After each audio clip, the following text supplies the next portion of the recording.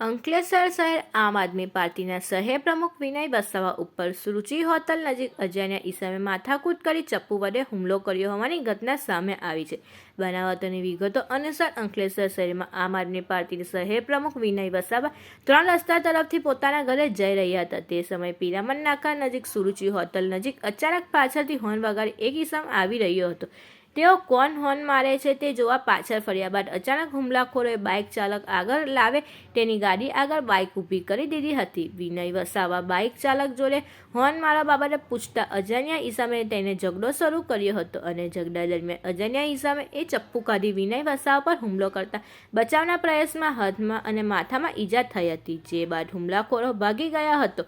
ઘટનાને લઈ આમ આદમી પાર્ટીના શહેર પ્રમુખ વિનય વસાવે આ ઘટનાની જાણ આપના જિલ્લા પ્રમુખ પિયુષ પટેલને થતા તેઓ પોતાની ટીમ સાથે અંકલેશ્વર ખાતે દોડી આવ્યા હતા અને એ ડિવિઝન પોલીસ મથકે ફરિયાદ નોંધાવતા પોલીસે ગુનો નોંધી વધુ તપાસ હાથ ધરી છે। આમ આદમી પાર્ટી દ્વારા હુમલો કરનાર આવા તત્વો સામે પગલાં ભરે તેવી માંગ કરી હતી।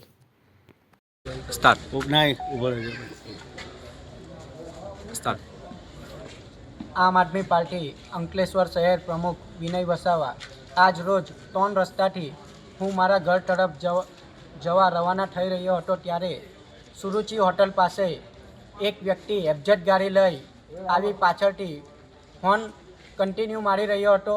મેં પાછળ ફરીને જોયું કે કોણ છે, પરંતુ એ ભાઈ આગળ આવીને અચાનક ઊભી કરી દીધી અને મને મા બેન સમાનની ગાળો બોલ્યા હતા અને ત્યારબાદ મારી જોડે ઝપાઝપી કરી અને પોતાના પાછળના ગજામાંથી એક ચપ્પુ કાઢીને મારી ઉપર જીવલેણ હુમલો કરવામાં આવ્યો હતો, પરંતુ સદનસીબે હું ત્યાંથી સાઈડ પર હટી ગયો હતો ને મારો બચાવ થઈ ગયો હતો।